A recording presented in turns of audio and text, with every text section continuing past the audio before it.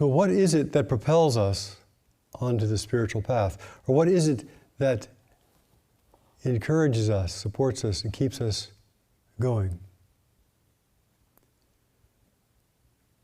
Sometime in each of our lives, we wake up in the middle of the night wondering, what's the meaning of it? Or perhaps after our hopes are crushed, or we have a big loss. Perhaps just as we're on our way to work again, and we think, why am I doing this? Or after another failure. Or we're just overwhelmed by the stream of tragedies that the news presents us, the media presents us every day. And we think, what's the point? And perhaps all of the joy and the enthusiasm and the passion dries up, and we feel barren, empty. Life feels meaningless. What keeps us going? We all have encountered times and moments like this. It's part of the human condition, especially for reflective people. And if we have faith in something, then we tend to begin to move in the direction of whatever we have faith in. If we have faith in what media keeps telling us is the solution to all of our unhappiness, then we begin to consuming. Consuming whatever they can encourage us to consume, whether it be medicines or people, or whether it be experiences or clothing or food. But if you're a reflective person, that only goes so far. You know, we all have kept hoping and hoping and hoping that something would salve the loneliness, the ache, the disappointment in our hearts. We've all tried many things. If we have faith in work, activity, we may plunge into work, we may plunge into good deeds.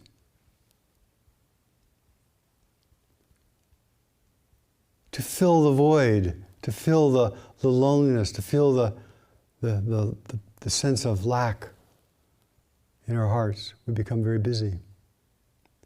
Or if we don't have faith in anything, we may fall into a void of depression and despair, hopelessness.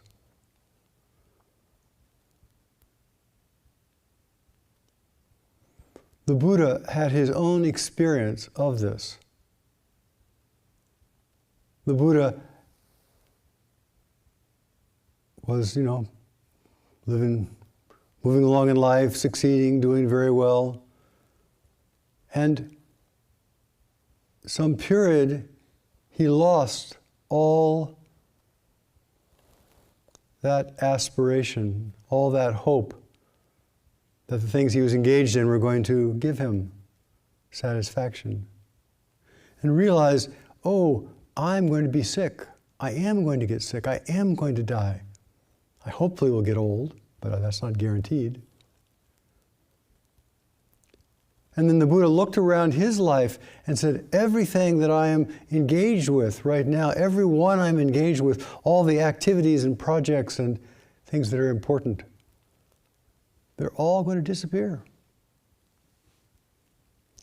And he asked himself, why am I, who is impermanent? Why am I, who is ephemeral? Why am I, who is so limited, trying to find peace in things that are limited, things that are impermanent?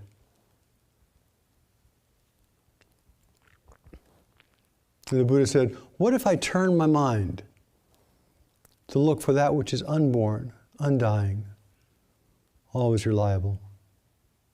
And in turning his mind toward what is already always reliable and what is unborn and what is undying, the spiritual path commenced. And for us, when we truly begin seeking something from the hollowness or the flatness or the anguish of our heart, and we're really seeking, that's when the spiritual path truly begins. That's what fuels and empowers the spiritual path.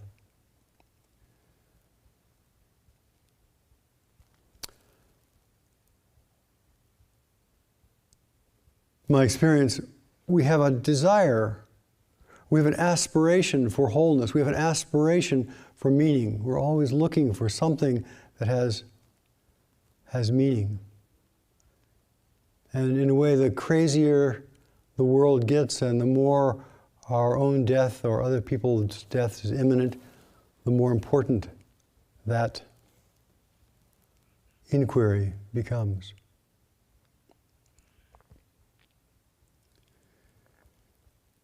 And all of us have been touched and inspired in some way by an exemplar, someone who has led a life that we admire, or by a ritual, that we've been involved in a ritual or a service or a ceremony, and that touched something beyond us. We've read some writing about someone's experience, or we've had an experience in nature, or had the heart deeply touched in some way, and we know that because the heart has been deeply touched, there is life, there is something vital in you, in us. And then we step on the path of practice. We stop, at some point, stop theorizing, stop speculating, and we actually begin practice. Now, all of us, when we begin practice, think and hope it's going to be easier than it is.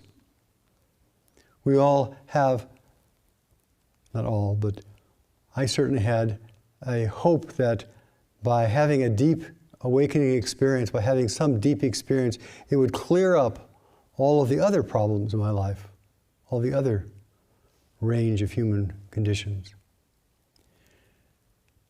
And we sometimes naively step on the path thinking, oh, I'll just learn to be calm, I'll learn to be present, I'll learn to open my heart, and then voila, I'll be at peace.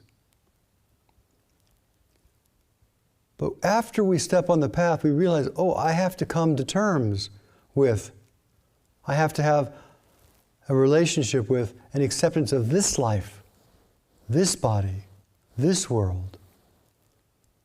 And the only way to transcend this life, this body, and this world is to become them, to enter deeply into them, to meet them, to be unseparated from them. And transcendence, for lack of a better word, does not come from escape and removal. It comes from being so intimately engaged with something that it no longer opposes us, that we are no longer opposed from it. And then, in that experience, we can say we transcended. Transcendence is a kind of intimacy. So then we come to Sesshin. And everybody who comes to Sesshin, especially the second time, you can stumble into it once without knowing what you're doing. But when you come back a second time or more, then there's got to be some conscious decision. When we come to Sesshin, we may be sitting down and we listen to Chosen and Kisei's advice about relaxing the mind and doing body scans and being present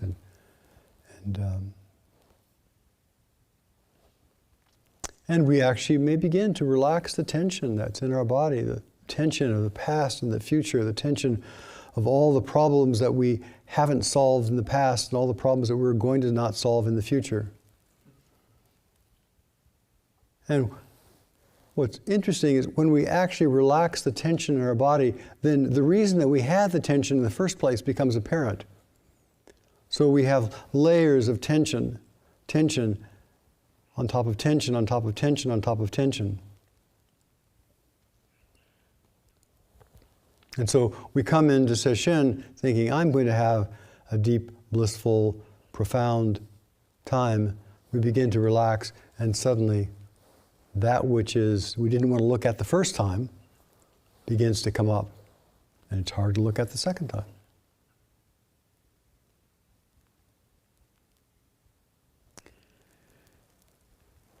Now, when we are encountering the challenges of our lives, we have developed old thought patterns, old habits, old fixed beliefs, old habits of mind.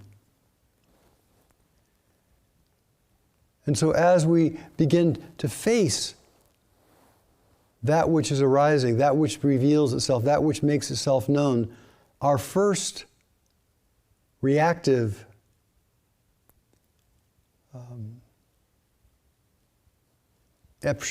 option is to fall back on those old familiar habits, the old familiar habits of analysis or of avoidance or of criticism or of whatever it happens to be. And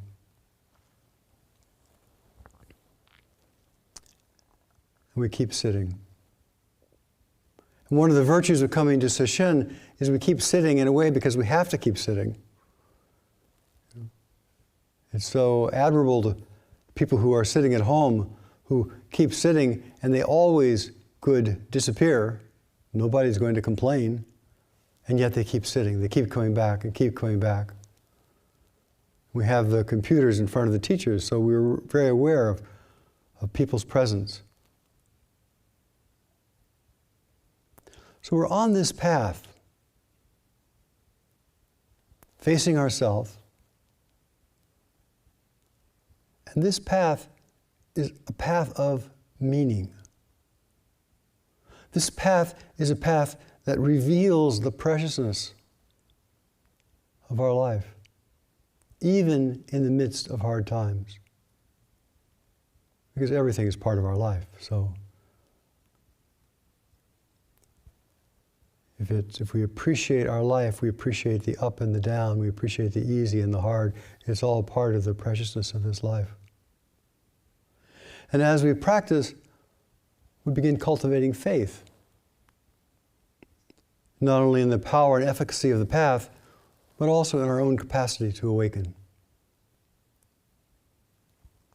Torizenji, the great 18th century Zen master of Japan, says that the essential root, the essential fuel, the essential impetus for the path is faith.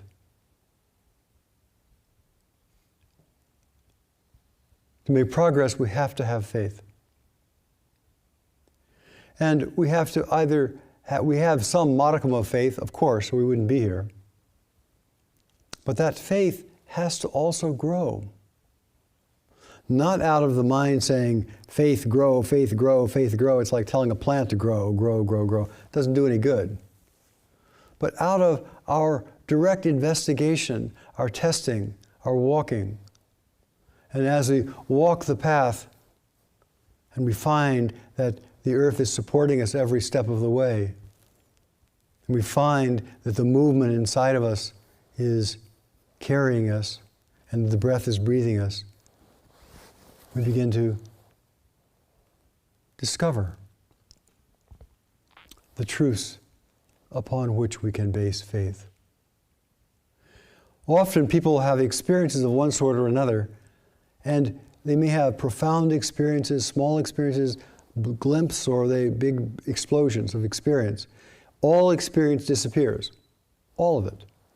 Good, bad, indifferent, great or small, it all disappears. Of course, that's the nature of things. But when we've had an experience and we've touched something that is true, even though the experience disappears, the confidence and the knowing of it remains in our heart somewhere.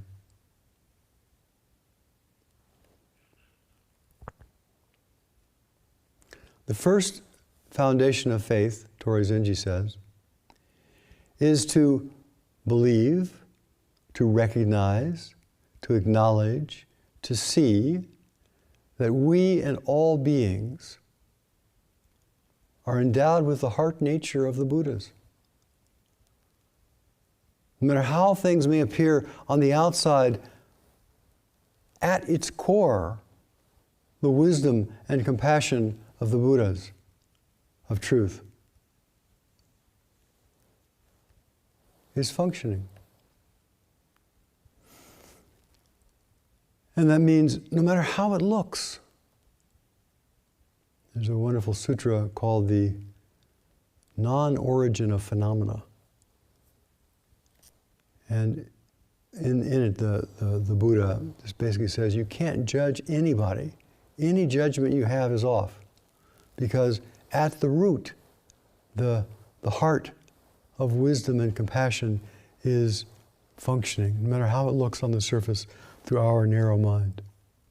And this is very different than some religious traditions which say that at the root is an original sin, that we've made mistakes before we're even born. But in the Dharma, we say before we were even born, we were whole and complete. When we were born, after we were born, when we die, after we die, at the root is whole and completeness. And that never changes. It's just our understanding, our view, our confusion is cleared up.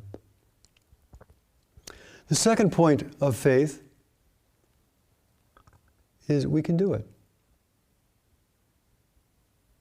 We're sitting in the Zendo here, and we all have our different attributes, our own strengths and weaknesses. Some of us are really intellectually very sharp, and some of us are a little duller. Some of us have many advantages in the world, some of us have fewer. Some of us have lots of energy, some of us have almost none. It doesn't make any difference. Because the path is not about something that we're going to get because we have the right attributes. It's about when we are looking directly, sitting in Zazen, being present, being in harmony with our own body and mind, and looking directly and seeing what is there. It is revealed to us. We don't have to get it. We don't have to make it. Just as we're watching a plant and we water the plant and make sure it's sitting in the sun, and it will grow of its own accord. So as we're sitting here, to have faith in your own capacity, to have faith that there's something happening, something moving, some mystery that's going on in your body, mind, life, way beyond our ken. After all, we don't have a clue what's really going on in our bodies. We understand that there are trillions and trillions of cells all doing something in there. And we all know that there's lots of reports of little molecules and corpuscles and things, running through our whole body all the time, and the body is excreting and squeezing out different hormones of one sort or another. We've heard all that, but it's all happening. It's a mysterious level.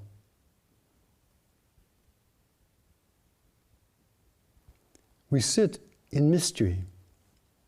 We sit with faith that there is a truth in us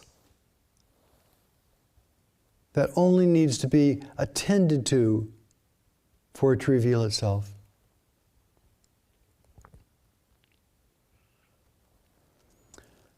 And that as we're attending, we have to recognize that we're going to have lots of experiences. I mean, the whole human life is nothing but a lifetime of experiences.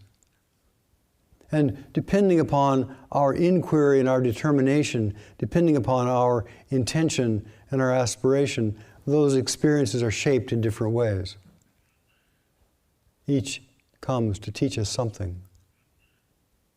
There is nothing we experience that is not part of the learning of this path, that is not part of the growth of this life.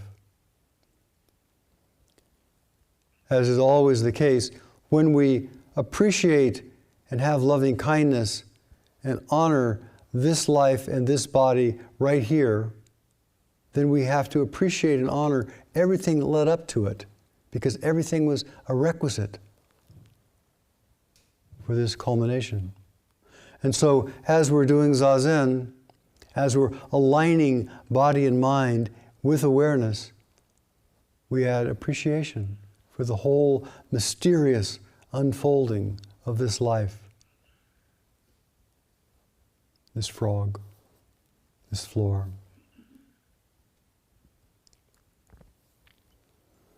We practice with faith that if we are practicing and we are paying attention, when the time is right, when circumstances come together, different things will be revealed to us according to our karma.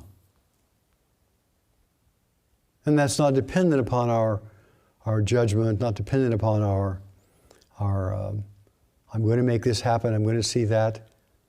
Rather, each of us comes complete with a particular karmic pattern, a pattern that comes from the beginningless nature of time, a particular pattern of way of thinking and feeling and being, particular body, particular age, particular hormonal influences in it.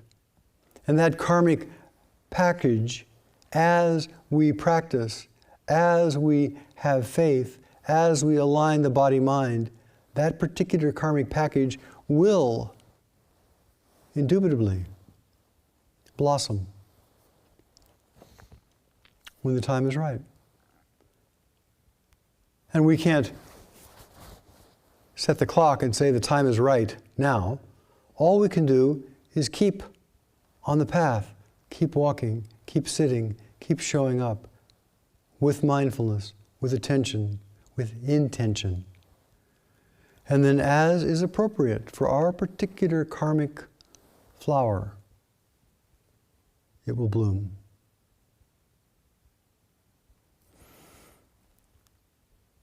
The next aspect of faith is we are not the best judge of our own progress. Whether we feel good or bad is irrelevant. It doesn't make any difference. We may have a miserable, miserable time. Low energy, dark, depressed. We may have a great time, bright, enthused, full of zest but below those surface appearances, there is something mysterious that is going on. And these particular surface manifestations just happen to be the way that we happen to be learning right now. Happen to be the particular karmic expression at this moment of our bundle. And they'll change. There's no guarantee if you're really depressed and anxious that you'll stay depressed and anxious. There's no guarantee if you're light and happy that you'll stay light and happy. Everything has its wisdom. And at some point, we have to taste everything. We need teachers and Sangha to help us continually appreciate the flower that is blooming in our life right now, but also to be aware that it's only a blossom and it will fade. In the Zen tradition, part of the Zen tradition, we use koans. Koans can be kind of testing posts. Now, everyone does not work on koans. But for those who do, they're regarded as public records of ways of expounding the truths that are as yet unrevealed to us. Here's what Tori Zenji says. There are quite a number of koans. He lists a bunch of them here. He says, all of them are hard to believe, hard to understand, hard to penetrate, hard to enter into, and seeing into them is uncommonly difficult. And just as an example, he gives a bunch of koans, but we're going to look at one of them just for a moment. Sozan's memorial tower. Here's the koan. A memorial tower is a stone monument that's erected in somebody's lifetime or to honor someone's lifetime. So there was a memorial tower being built in Sozan's monastery, and the monk who directed the construction of the memorial tower came to report that it had now been completed. Sozan asked, "How much money will you pay the workers?" The monk answered, "As you direct."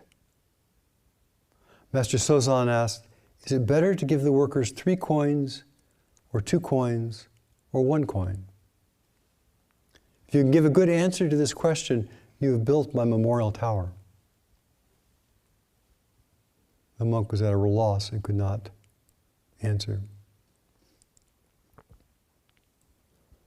Torizenji says these are difficult, and they're pointing to something that is obvious. Once we have entered into the non-dual and done some work with it. Continues, later a student of Sozan's came to Master Rasan, who lived on the Dairyu Peak, and related this story to him. Rasan asked, "Has anybody been able to say anything?" The monk answered, "As yet, no one could." Rasan said, "Go back to Sozan and tell him for me, if you give 3 coins to the workers, you, Master, will not get a memorial tower in your lifetime. If you pay them 2 coins, both you and the workers will be of a single hand. And if you give them 1 coin, it would harm them so much that their eyebrows, beards, and whiskers will fall out." The monk went back to Sozan and gave the message. On hearing it, Sozan prostrated himself solemnly in the direction of the Dairyu Peak, where Rasan was, and said, "I had assumed there was nobody who could speak. But on Dairyu Peak is an old Buddha who emits light that reaches all the way even to this room." After having so praised him, he continues, "But this is a lotus blossoming in the middle of winter."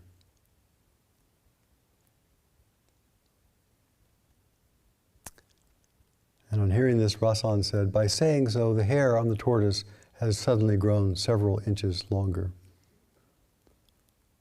In a way, the 2 masters matched one another, none better, none worse.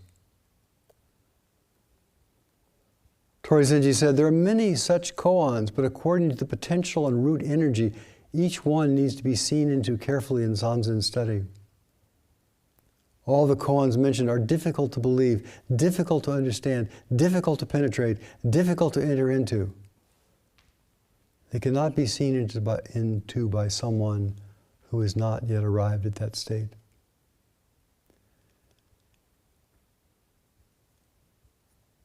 It is important to recognize that the path is rich and deep. And we tend to sometimes emphasize the straightforwardness and the simplicity of it, which of course is not untrue. But the richness of the Dharma has to extend into the whole world. The foundation of, from my limited experience of working with these koans, is they have to come from the non-dual, from oneness, non-separation. They can't come from the mind of separation, the mind that tries to figure them out. They have to come from a direct experience of the non-separate, from the inside out.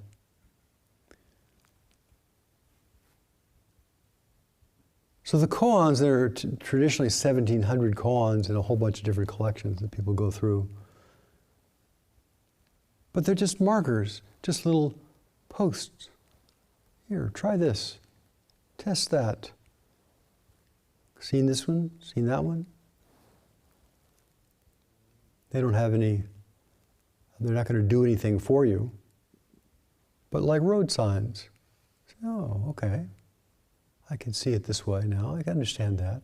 I've tasted this.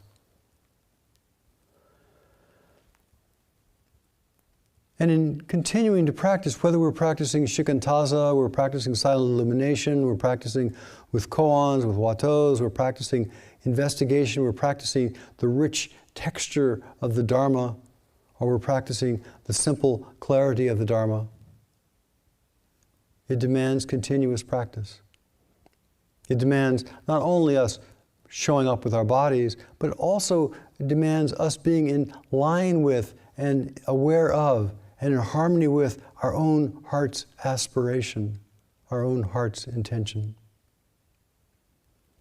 And as we practice more and more continuously with what we most deeply desire, as we practice more consistently, turning our mind to what is most important and most valuable to us, you're the arbiter of your own life, then we have more experiences, then the path opens up, then it becomes richer. And despite the many different states that we will encounter, we just keep going. Keep going. And as always, we can never compare. Because, as I said earlier, it's a mystery. We do not know what's going on in any of the 70 or so people who are involved in this retreat. They're all mysterious. Each one has their own vital life. Each one is doing, each of you, each of us is doing the very best that we can do. Each of us is practicing as wholeheartedly as we can, given what we're thinking, given the body, mind, state, circumstances that we have. Everybody is always doing their best. It doesn't matter how it looks. You just know that. But sometimes you have to respond in different ways to people's best. Another aspect of practice is to truly step into the lineage. To step into the lineage of all the giants. There are people in the Dharma who have devoted lifetimes, their whole lifetime, from a young age to a very late age. The Buddha himself from, 40 to 80. Practicing, looking into this, it's not just a simple thing. It becomes as rich as the people who are walking the path.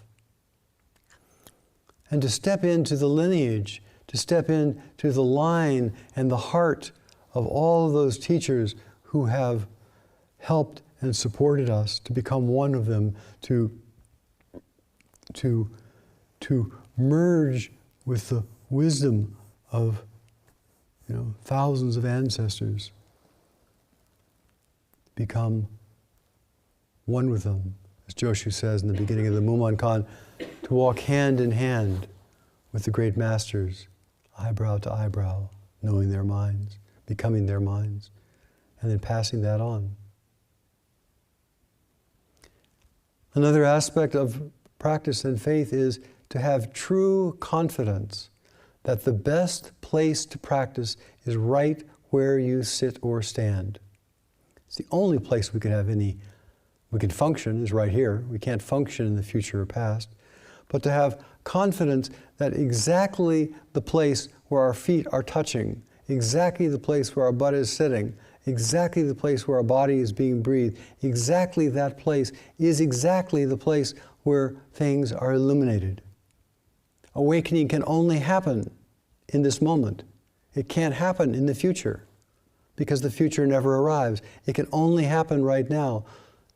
Insight, awareness is all right here. And our job is to drop our fixed beliefs, drop our confusion, and to do our best to look directly and intimately and to feel into the nature of this moment, whole and complete, lacking nothing. This practice is a matter of the heart. As we begin to really recognize our own heart's aspiration, and we do our best to fulfill our own heart's aspiration, we will find paths that will nourish that and connect with it.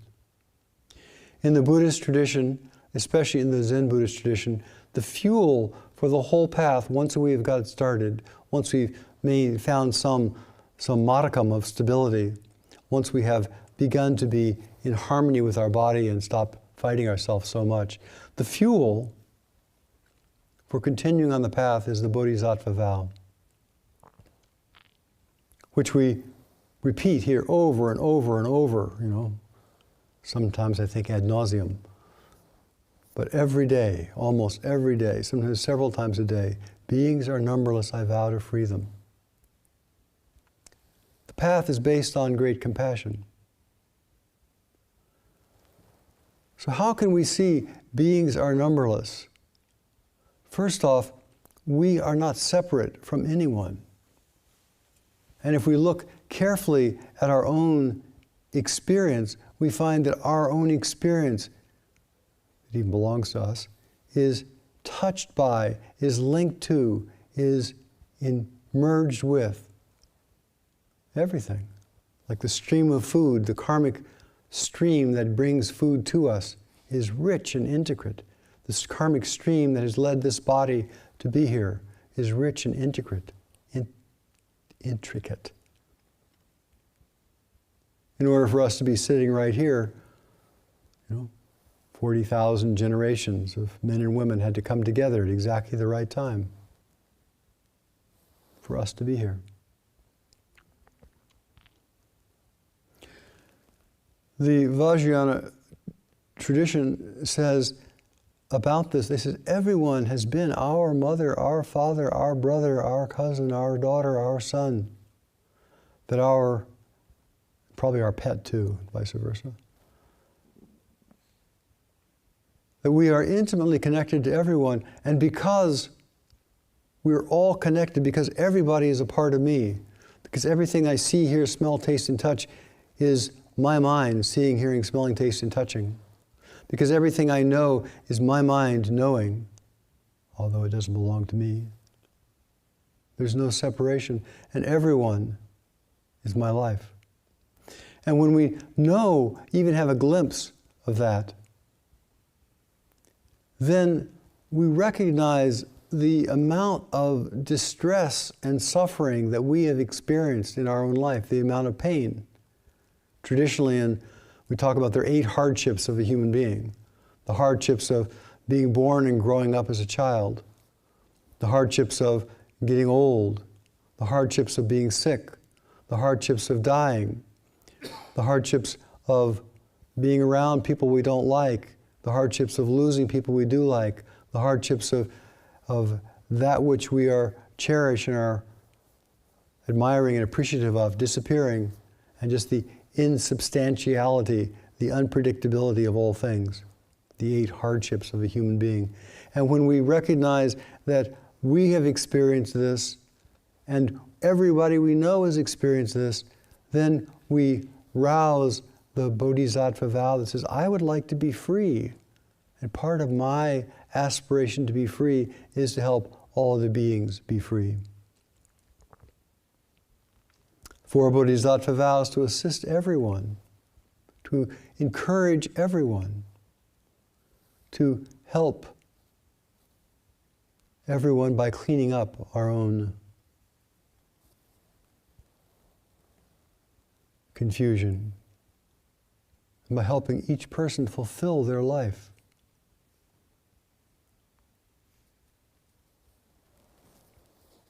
We learn in order to do that about skillful means, etc. The last little bit here.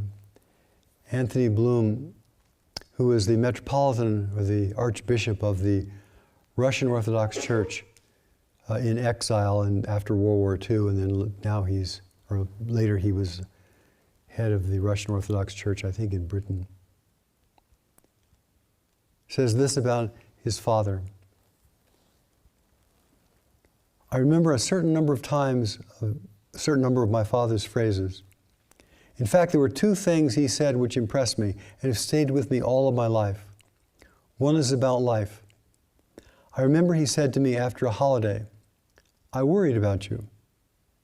And I said, "Did you think I'd had an accident?" He said, "That would have meant nothing. Even if you'd been killed, I thought you had lost your integrity." Then on another occasion he said to me, "Always remember that whether you are alive or dead does not matter. What matters is that what you live for and what you are prepared to die for." These things were the very background of my early education and show the sense of the life I got from him. To have integrity and to have value and to cherish the heart's aspiration, to cherish the heart's aspiration to be of benefit, to cherish the heart's aspiration to realize the nature of truth for the benefit of all beings, is part of the integrity of a person of practice. And integrity, of course, means, we follow the precepts of non-separation, the precepts of non-harming. We have the heart's aspiration. We know for ourselves. And this knowing for ourselves is the essence of Rohatsu Sesshin. To show up, to calm the mind, to look directly, to work on your particular koan and your breath or whatever practice that you're doing with the faith that that is the most appropriate practice that you can possibly have at this time, and not to be second guessing and thinking there's something better, something better, something better, something better. But to actually plunge into and to garner the fruit, the wisdom, the compassion, the kindness that is always found in this moment, in this life, in this place. Please have great confidence and great faith.